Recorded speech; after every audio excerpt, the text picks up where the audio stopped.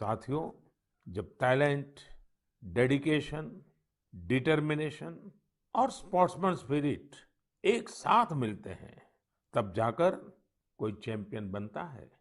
हमारे देश में तो अधिकांश खिलाड़ी छोटे छोटे शहरों, कस्बों, गांवों से निकल करके आते हैं।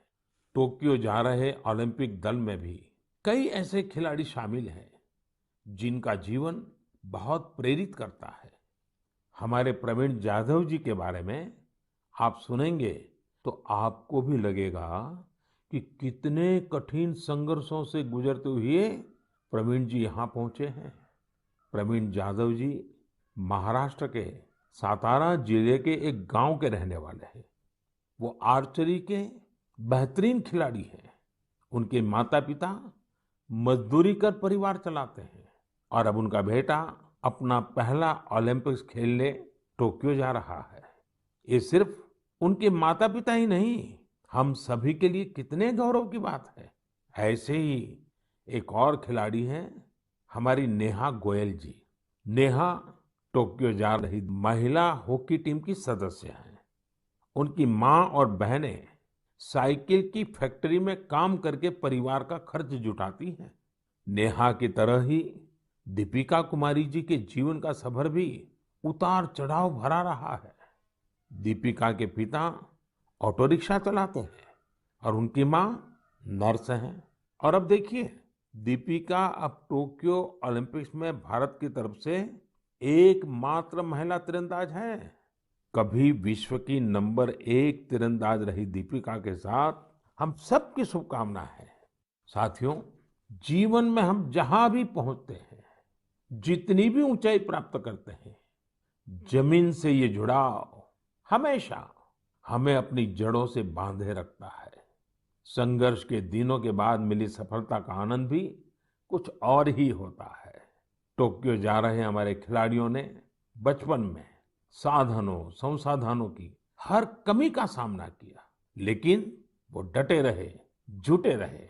उत्तर प्रदेश के मुजफ्फरनगर की प्रियंका गोस्वामी जी का जीवन भी बहुत सीख देता है। प्रियंका के पिता बस कंडक्टर है। बचपन में प्रियंका को वो बैग बहुत पसंद था जो मेडल पाने वाली खिलाड़ियों को मिलता है। इसी आकर्षण में उन्होंने पहली बार रेस वॉकिंग प्रतियोगिता में हिस्सा लिया था। अब आज वो इसकी बड़ी चैंपियन है। जेवलिन थ्रो में भाग लेने वाले शिवपाल सिंह जी बनारस के रहने वाले हैं। शिवपाल जी का तो पूरा परिवार ही इस खेल से जुड़ा हुआ है। इनके पिता, चाचा और भाई सभी भाला फेंकने में एक्सपर्ट हैं। परिवार की यही परंपरा उनके लिए टोक्यो ओलंपिक्स में काम आने वाली है। टोक्यो ओलंपिक के लिए जा रहे हैं चिराग शेट्टी और उनके पार्टनर सात्विक साईराज का हौसला भी प्रेरित करने वाला है। हाल ही में चिराग के नाना जी का कोरोना से निधन हो गया था। सात्विक भी खुद पिछले साल कोरोना पॉजिटिव हो गए थे, लेकिन इन मुश्किलों के बाद भी ये दोनों मेंस डबल शटल कंपटीशन में अपना सर्वश्रेष्ठ देने की तैयारी में जुटे हैं।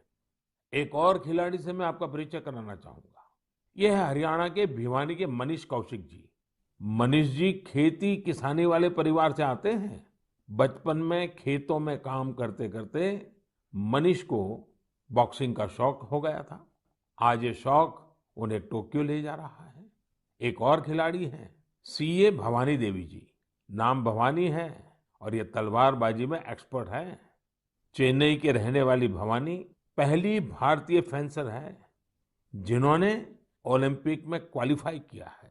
मैं कहीं पढ़ रहा था कि भवानी जी की ट्रेनिंग जारी रहे, इसके लिए उनकी माँ ने अपने गहने तक गिरवी रख दिए थे।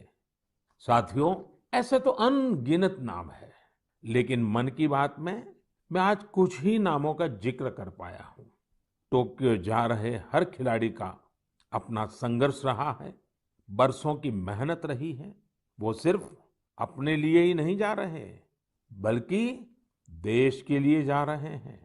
इन खिलाड़ियों को भारत का गौरव भी बढ़ाना है और लोगों का दिल भी जीतना है। और इसलिए मेरे देशवासियों में आपको भी एक सलाह देना चाहता हूँ।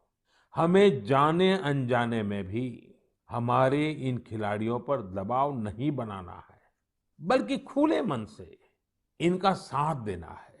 हर खिलाड़ी का उत्साह बढ़ाना है।